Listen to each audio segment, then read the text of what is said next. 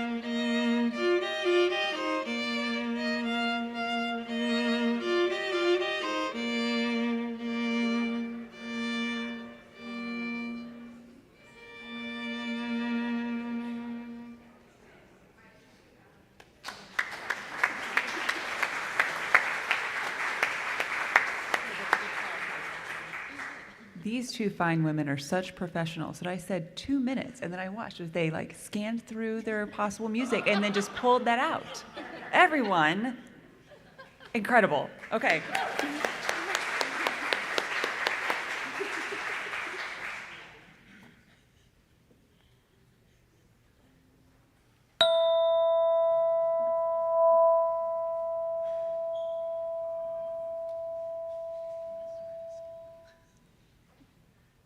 Good morning, everyone.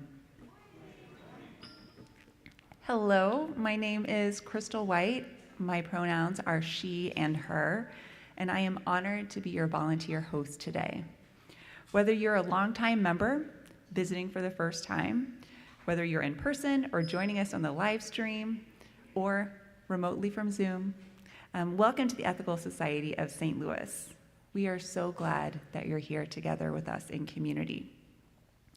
The Ethical Society of St. Louis is a humanist congregation where people come together to explore big questions, to inspire ethical living, and work toward a more just and compassionate world. And each Sunday, we gather in community here to reflect, connect, and renew our commitment to these shared values. Before we begin officially, please take this moment to silence your devices or put them on Do Not Disturb or airplane mode. And I love that every time I say that, I see folks actually grabbing their phone and doing it. So thanks for that action. And of course, thank you for being here today, for being part of this community of thought, care, and action. This morning, we are joined once again by two outstanding musicians who are no strangers to our Ethical Society stage. Hannah Fry is a violinist, chamber musician, and educator who performs with a wide range of ensembles across St. Louis, from the Perseid Quartet and the Metropolitan Orchestra to the Muni, the Fox, and even concerts with bands like the Eagles and the Who. She also teaches at Washington University and maintains a thriving private studio. She is joined by Michaela Talashek. Oh, I said it right the first time. Who is a versatile performer on both viola and violin. She plays with orchestras across the country, including the Reno Philharmonic and the St. Louis Chamber Soloists, and regularly substitutes with the St. Louis Symphony. Michaela also teaches at several music organizations here in St. Louis, and she runs her own private studio. We've heard from them multiple times already this morning, but intentionally, they are going to be sharing 3 movements of the string duo in G major by Wolfgang Amadeus Mozart.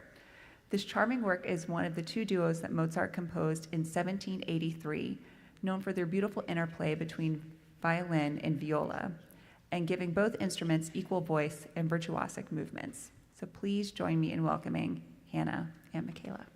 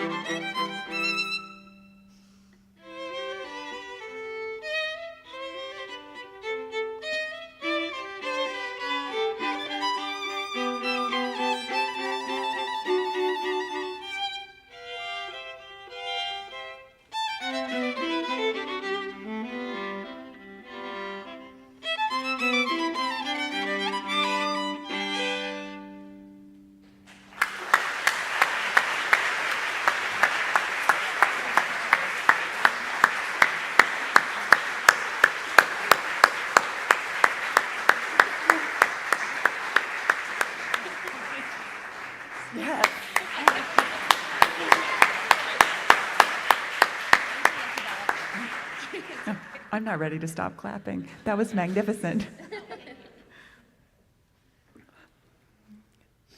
Each week, we read the Ethical Education for Youth core values as a way to bring us together and to remind us of our shared commitments. Since Seek is on summer break, I'm going to read the core values for you today. Every person is important and unique. Every person deserves to be treated fairly and kindly. I can learn from everyone. I am a part of this earth. I cherish it and all the life upon it.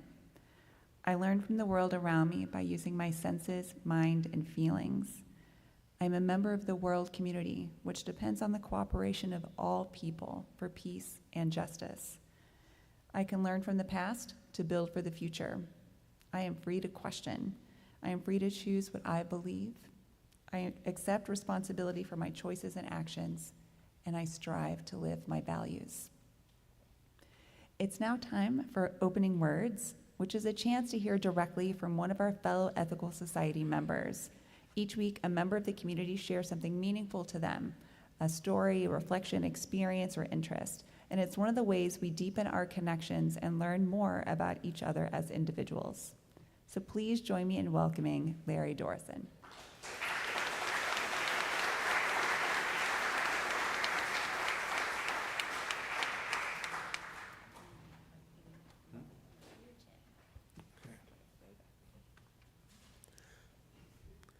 I'm Larry Dorison, he, him, one of your new trustees.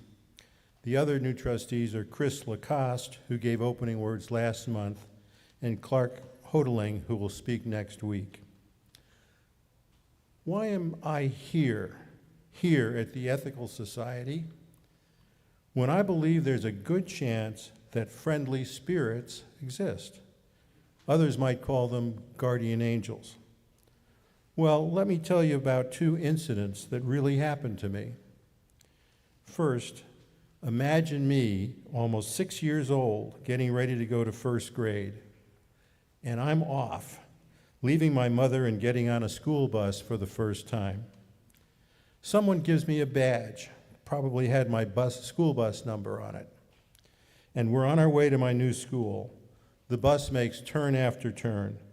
We get to school and the bus attendant says, holding up a badge, "This is really important. Don't lose your badge. If you don't have your badge, you can't get on the bus for the ride home. No badge, no bus ride." So, school is over, and I'm standing there without my bus badge. Do I tell anybody I lost my badge? Of course not. Do I cry and make a fuss? Not me. What did I do? I walked away from school and started retracing the bus route to home. Left, right, left. Well, you can imagine the route. And 30 minutes later, I approached our apartment where my mom and some neighbors were about to call the police. Cue the hugs and kisses. I was home. Well, what's strange about this? I'll tell you. I've known that kid my whole life.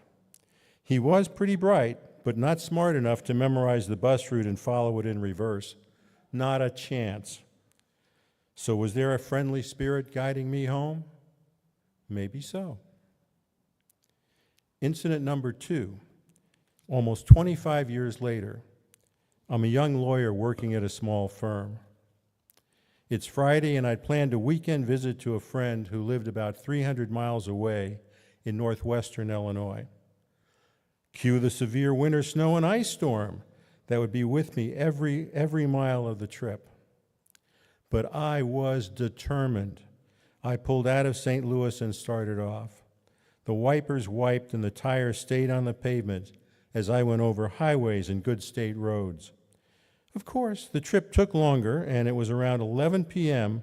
when I reached the last 40 miles of lonely, unlit country road. Remember, this was well before cell phones. I was going past isolated farmhouses as the road went up and down hills and around curves. And it happened. I slid left, spun to the right, over-adjusted, and pow, I was in a ditch. Silence. darkness, ice, and snow. I got out of the car and started towards the last house I'd passed. I pressed the ringer, and things started to happen. Dogs barked, lights came on, and people demanded to know who I was and what I wanted. I explained about the ditch.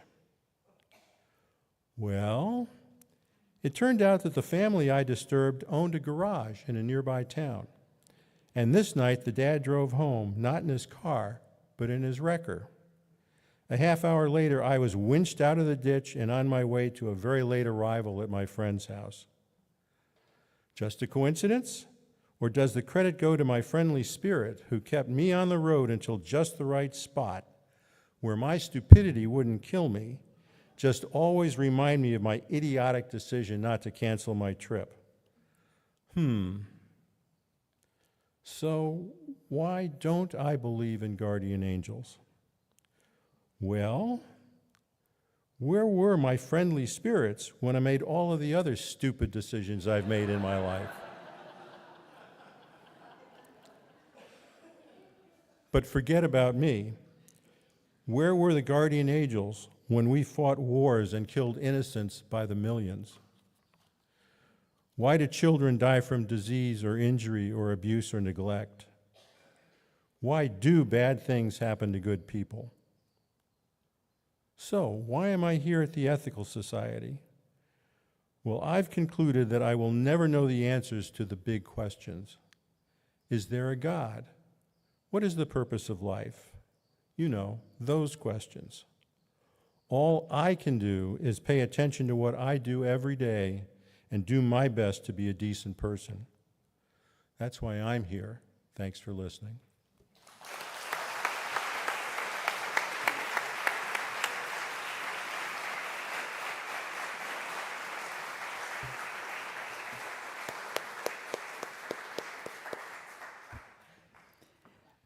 Larry, thanks so much for sharing a piece of yourself with our community today and telling those stories of absolute serendipity. Thank you. If you're a member and you would like to share your own opening words in the future, we'd love to include you up here on the stage. Please reach out to the Platform Speakers team at platformteam@ethicalstl.org, and we'll happy to get you on the schedule. Please join me in welcoming Hannah Fry and Michaela Talashek back to the stage for the second movement of Mozart's string duo in G major, the Adagio.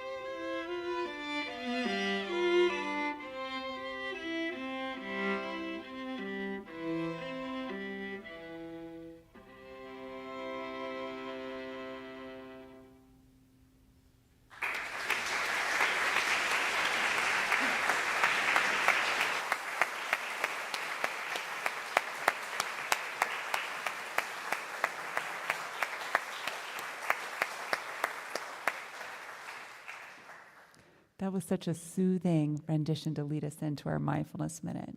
Thank you.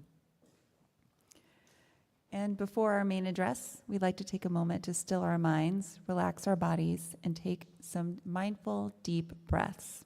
So please join me for 1 minute of mindful breathing.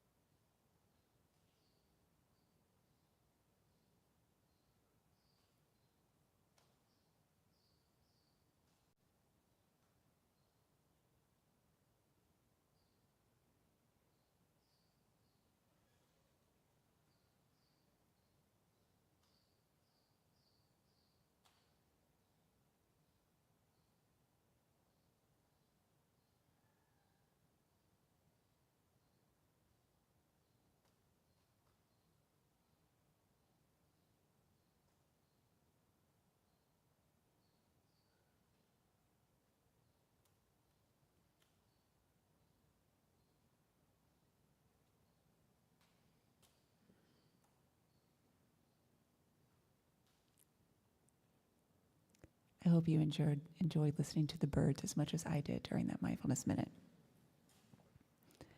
You all, I am thrilled to say that our speaker today is Dr. James Croft, who is joining us live via Zoom from his home in Brighton in the UK. James is the university chaplain and lead faith advisor at the University of Sussex, and notably is the first humanist to lead the chaplaincy at any UK university. He's a graduate of Cambridge and Harvard and speaks and teaches widely on topics including religion, spirituality, philosophy, and social change. Many of you will warmly remember James as the former leader of this ethical society, and we're delighted to welcome him back to this community today across the pond. Please join me in giving a warm welcome to Dr. James Croft as he addresses the courage to face change.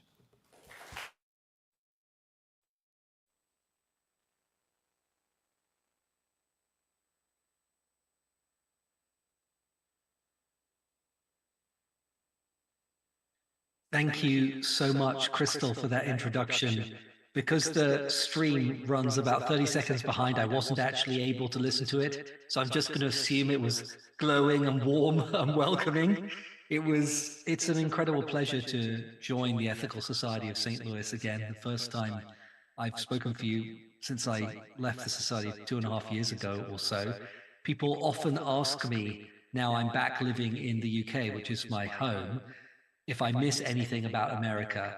And while there are many things that I miss, right at the top of the list is you. This community is very, very precious to me, and it's a real honor to be able to address you once again.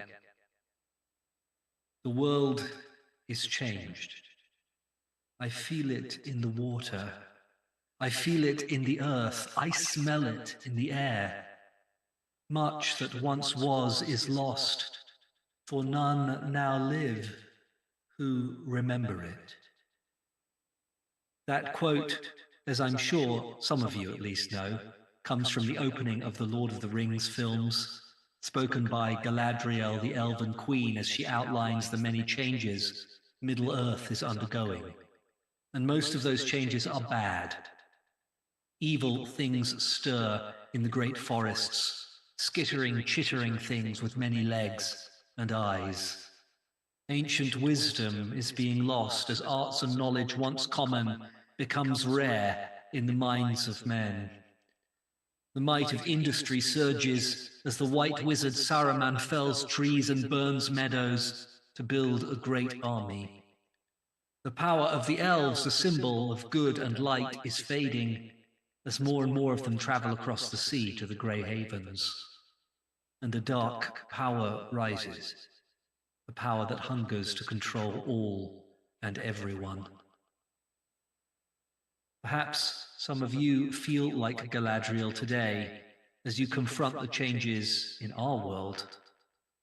We too are living through times of profound technological, social and political upheaval. So no surprise some of us feel things are changing too quickly and too much. Technologically, we are witnessing the rapid birth and spread of artificial intelligence, a suite of technologies which is already threatening many established industries and challenging our understanding of what it means to create something, perhaps what it means even to be human.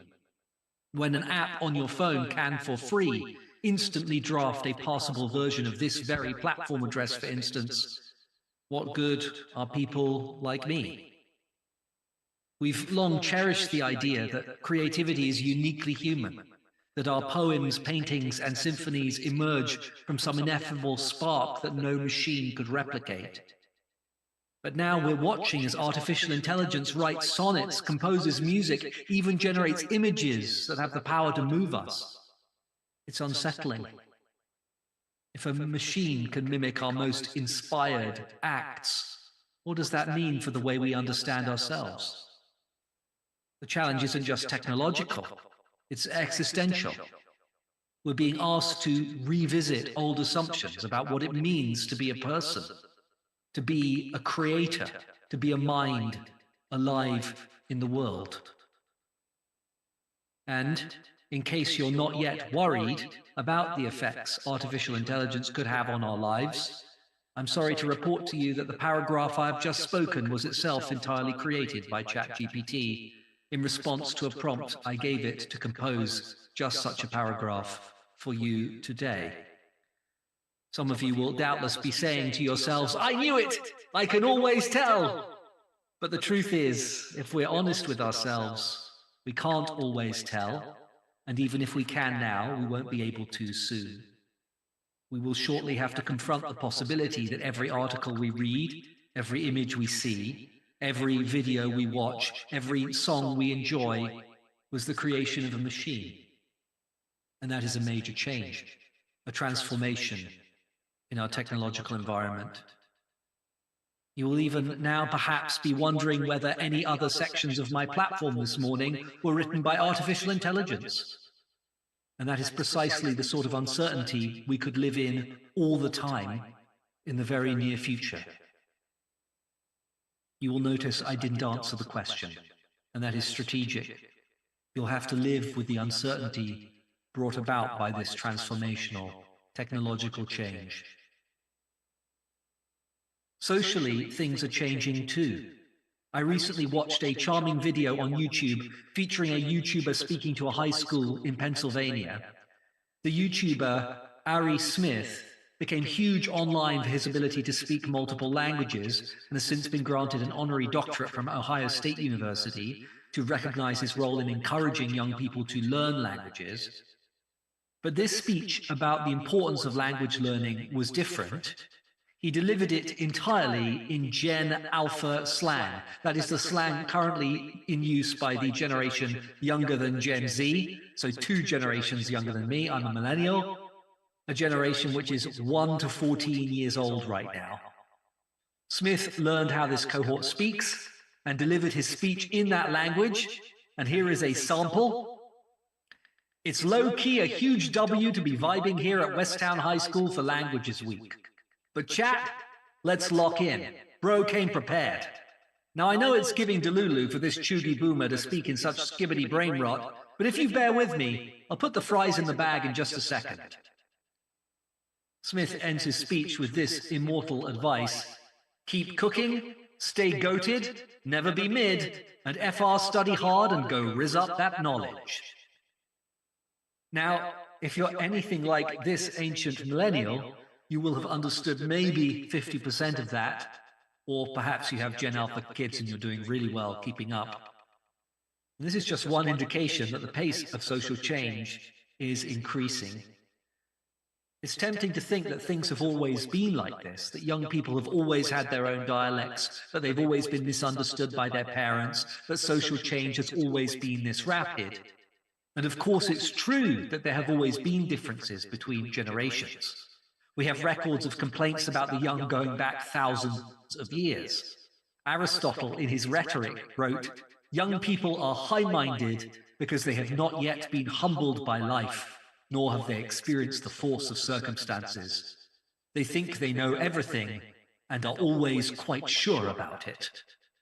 That's almost 2,500 years ago. I also like this one from Puritan author Thomas Barnes in the 1600s. Youth were never more saucy, yea, never more savagely saucy. The ancient are scorned, the honourable are condemned, the magistrate is not dreaded. So there is a long history of older people seeing younger people as fundamentally different and worse. Yet the pace of social change has undeniably increased dramatically over the course of human history. Just a few thousand years ago, a grandparent could expect their grandchild to live in a world essentially the same as the world in which they lived. Major changes in technology and culture were rare, and the farther back we go, the rarer such changes were. After anatomically modern Homo sapiens evolved in Africa, human beings lived in hunter-gatherer bands for around 290,000 years.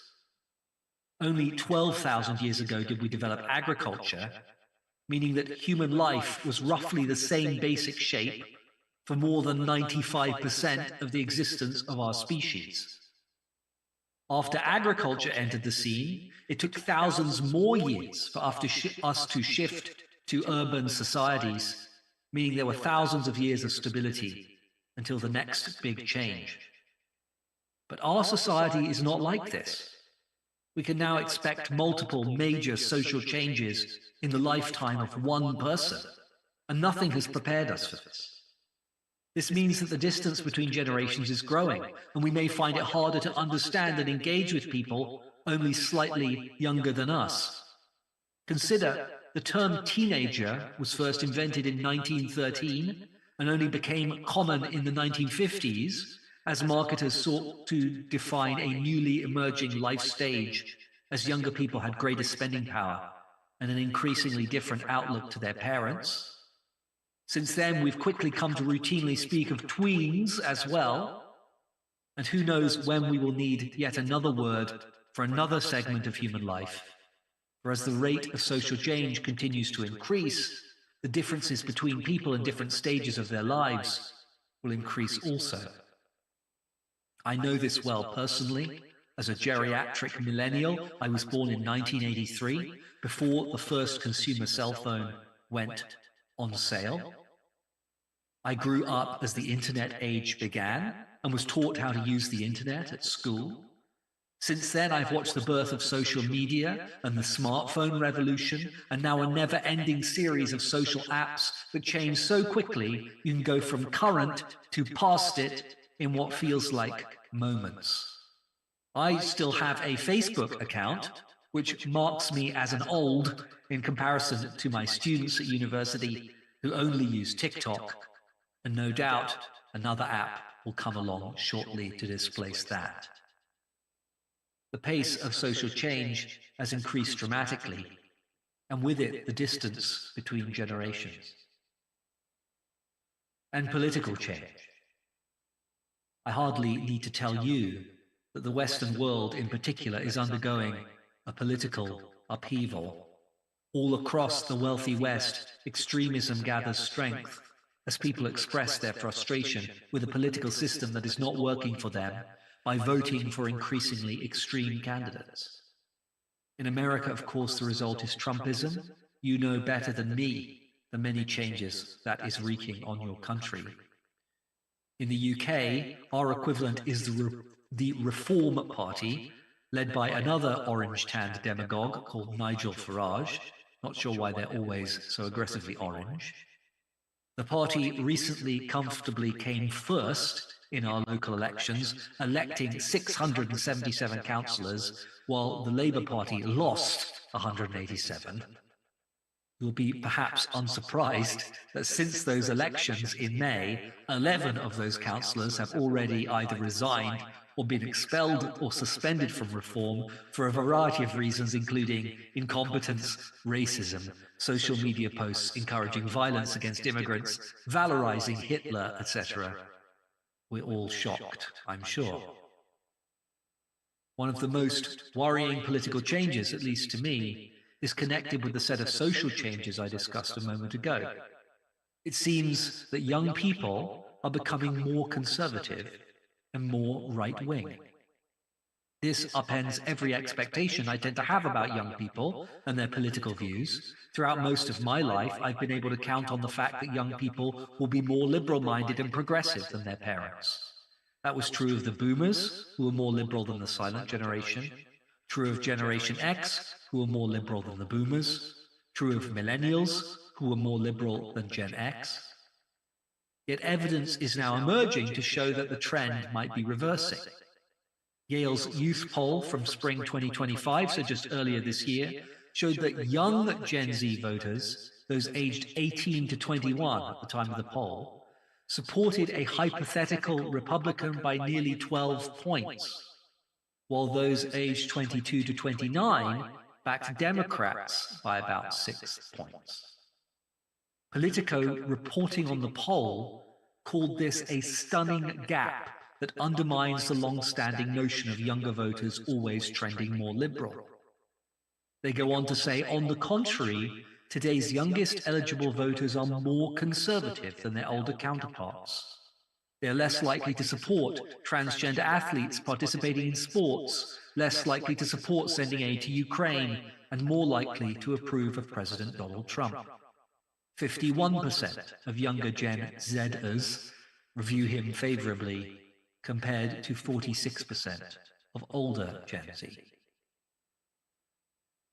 It's too early to tell how robust these findings will turn out to be, but I can certainly say from my own experience working with 18 to 21-year-olds at university that I'm sometimes shocked by how conservative they sound, promoting more traditional gender roles, pushing back on the sexual revolution, and in some cases exhibiting a fervor towards traditional expressions of religion I find surprising. So, we are living through a time of great change. As Galadriel put it, the world is changed. And as in Galadriel's time, many, if not most of these changes, at least from a humanist perspective, are bad. I don't know about you, but when I was growing up, I longed for a Star Trek future where we would pool the resources of the world to end hunger, work together to make great scientific advances, end bigotries of race, creed, gender, and sexuality, and reach out to the universe with confidence and optimism. Well, so much for that.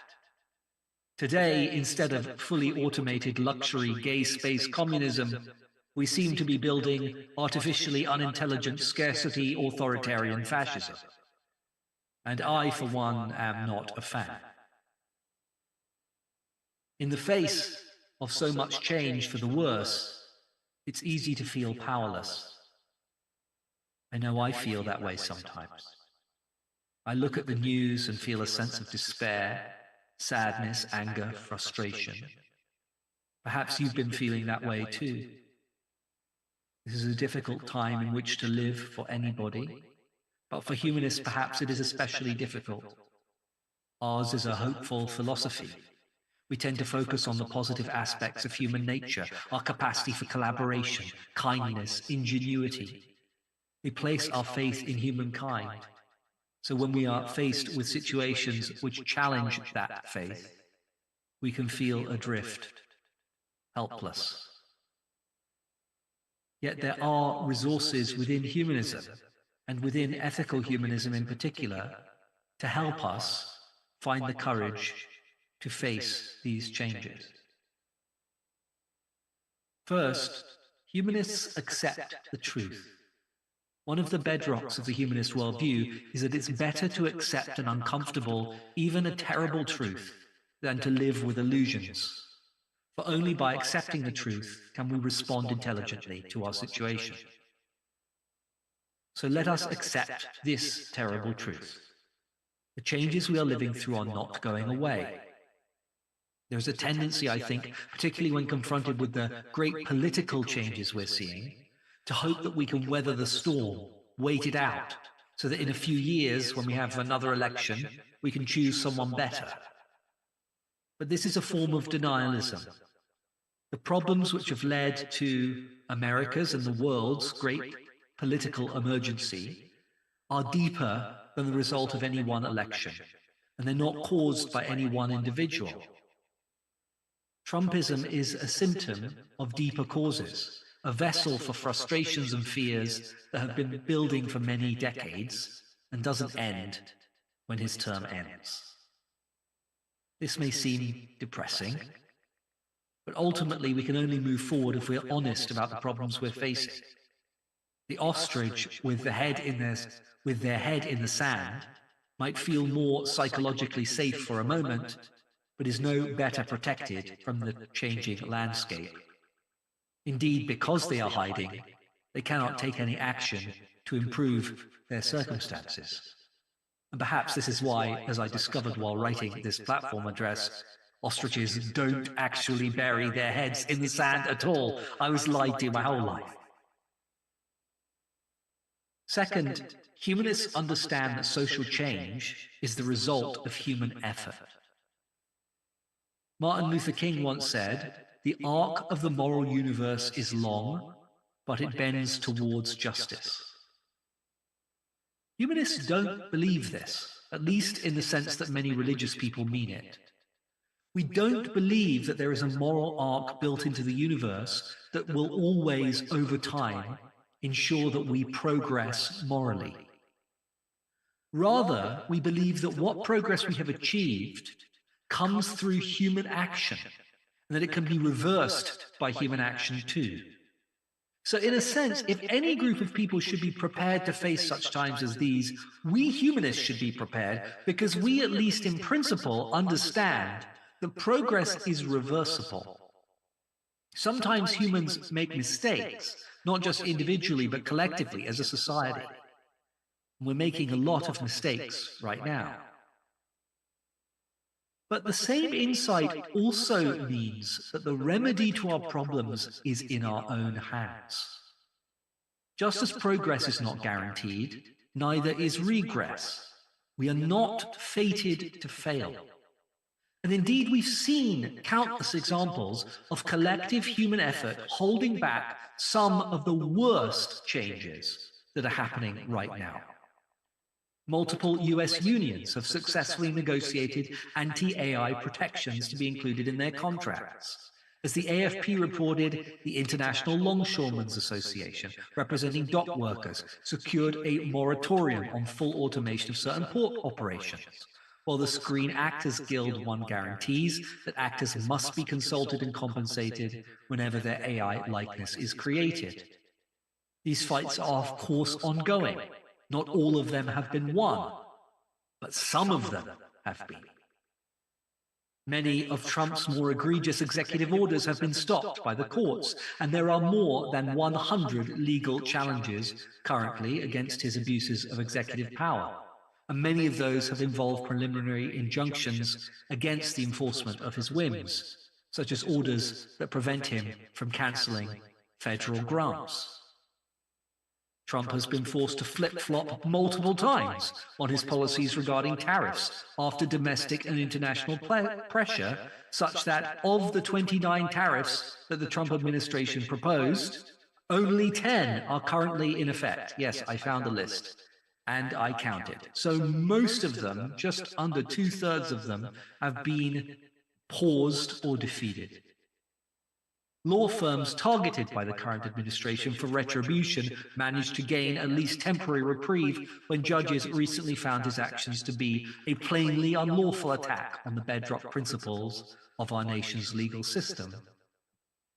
And just recently, a federal court in New Hampshire blocked the administration's birthright citizenship order, and this is just a small sample of the many examples I could give of people and institutions successfully working together to oppose some of the worst changes that could have otherwise happened in our society. The humanist belief that there is no moral arc to history means that we need not view failure as inevitable. Rather, we understand that even against great odds, it is at least possible to win. Finally, humanists appreciate the power of community. Humanism is often mischaracterized as an individualistic philosophy, but it has from the beginning recognized the importance of relationships and community to human flourishing, and has always had its goal the creation of a just society. The first Humanist manifesto, published in 1933, declared the goal of humanism is a free and universal society in which people voluntarily and intelligently cooperate for the common good. Humanists demand a shared life in a shared world. So our mutuality and relationality has been central to humanism from the beginning. And my message to you, if you feel hopeless or lost right now, is to bind yourself more closely with other people who share your values. While our capacity to face these changes individually is quite small, our capacity as communities is much greater. And in fact, that's why communities like the Ethical Society of St. Louis exist. Our movement, our ethical culture movement, was created for times such as these. Our founder, Felix Adler, lived during the Gilded Age. It was a time of rapid industrialization and technological development, a time of increasing social and economic inequality, a time of political corruption, a time of profound social and cultural change. Does that perhaps sound familiar? And it was in that milieu that Adler, son of a prominent rabbi, took a step away from the Judaism of his youth and envisioned something new. He said, when he founded the first ethical society, "On the face of it, our age exhibits certain distinct traits in which it excels all of its predecessors.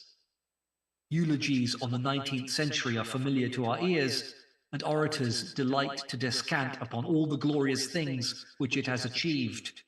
Its railways, its printing presses, its increased comforts and refined luxuries, all these are undeniable facts. And yet it is true nonetheless that great and unexpected evils have followed in the train of our successes, and that the moral improvement of the nations and their individual components has not kept pace with the march of intellect and the advance of industry. An anxious unrest, a fierce, craving desire for gain has taken possession of the commercial world, and in instances no longer rare, the most precious and permanent goods of human life have been madly sacrificed in the interests of momentary enrichment. We've already transgressed the limit of safety, and the present disorders of our time are but precursors of other and imminent dangers. The rudder of our ship has ceased to move obedient to the helm. We are drifting on the seething tide of business, each one absorbed in holding his own in the giddy race of competition, each one engrossed in immediate cares and seldom disturbed by thoughts of larger concerns and ampler interests. There comes a time of rude awakening. A great crisis sweeps over the land. There is not a morning's journal that reaches us that is not besmirched with tales of theft and perjury, and the very names that ought to be held up as luminaries of honor have become bywords of villainy, and the foul stench of corruption fills our public offices. Those were the times in which our founder lived. He was faced with changes just as momentous and scary as those which face us today. Yet he did not despair. He did not give up. Instead, he built community, communities like yours, because he understood that the only thing that can give us the courage to face the great changes of the world is other people, people of goodwill gathered together. He said, we propose to unite our efforts in association and to set apart one day of the 7 as a day of weekly reunion. And that day of weekly reunion is what we are enjoying together now. Adler believed that communities of like-minded people can give each other strength, hope, and courage, and can serve as powerhouses for the moral energy required to fight against terrible changes in society. And he was proved right, because alongside all the challenges I mentioned of the Gilded Age, it was also a time when social reform movements flourished, labor movements grew, the fights for women's suffrage and civil rights were advanced, and ultimately the Gilded Age gave way to the Progressive Era, which built many of the most important institutions which shaped American life for a century. The darkness of smog-filled factories gave way to a new dawn, and so could this darkness we face today. But ultimately, it's up to us. Humanists believe that the future is in our own hands. We have faced changes like this before. We have overcome them before. And if we choose to, we could do so again. Thank you for your attention this morning.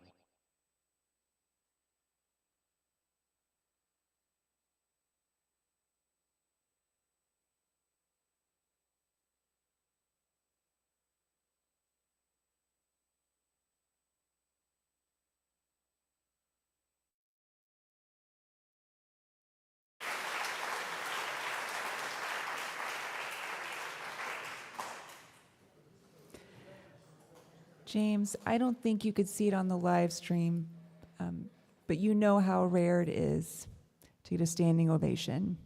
And that was what was happening here. Thank you for centering us back in our humanist values and bringing us in a call to action. It was lovely to have you in this space. Okay. The Welcome team will now take up a collection to support the work of the Ethical Society. While many in our community give online or through the annual pledge, we want to offer special thanks to those who give through our weekly collection baskets. Each contribution of any size helps sustain our programs, our people, and our shared mission. And if you'd like to give today, you can use the QR code that's going to be on the screen behind me, or place a donation in these baskets as they come around. And you can also donate anytime at ethicalstl.org/donate. And if you're visiting today or you're interested in learning more about membership, we invite you to stop by the Visitors Connect table downstairs after platform, and we'd love to meet you. I have a bevy of announcements to read and share with you today. The first, please come and share your voice with the Stewardship Committee. What are your thoughts on the annual pledge campaign? Should we move the campaign to the fall, and why? How would that work? And what would be the advantages or the challenges? What would that transition look like?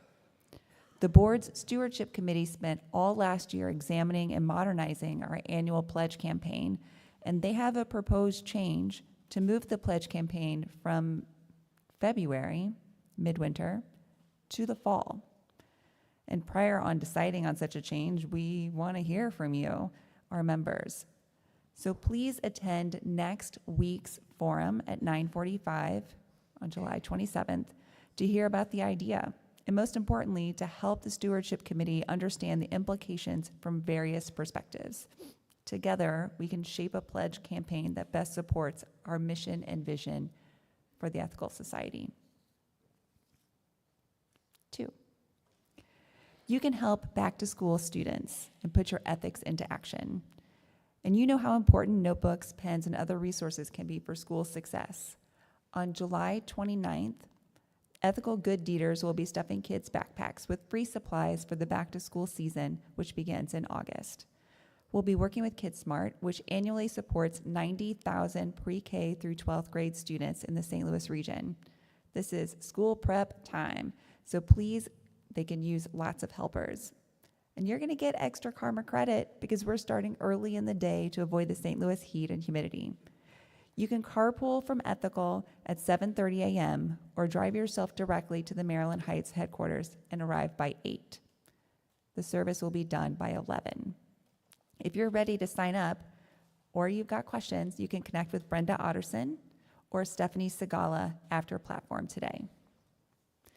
And in conjunction with the Good Deeds KidSmart work session on the 29th, for the next few weeks, there's going to be a collection bin inside the west entrance of the society where you can drop off any and all school supplies. That could be pencil, paper, hand sanitizer, whatever you might imagine that students pre-K through 12th grade might need. The bin will remain available until it's full or until the space is needed for our next collection, which concurrently, there's another collection announcement, number 4. Please donate to our diaper drive because the Ethical Society is collecting diapers to support local families served by the International Institute of St. Louis.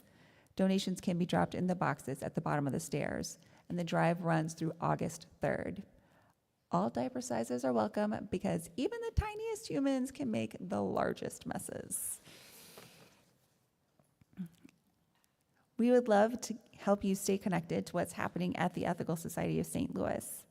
You can use the QR code on the screen to sign up for our weekly newsletter, check out the Friends of Ethical Society Facebook group, or reach out to the relevant staff member or community leader by email. This is a vibrant, active community of folks who put their ethics into action, and it thrives because of the time, talents, and energy of its members and friends. We hope that you'll find a way to get involved that feels meaningful to you. They snuck on stage. Please join me in welcoming Hannah and Michaela back to the stage for their final movement of Mozart's String Duo in G major, the lively and spirited Rondo.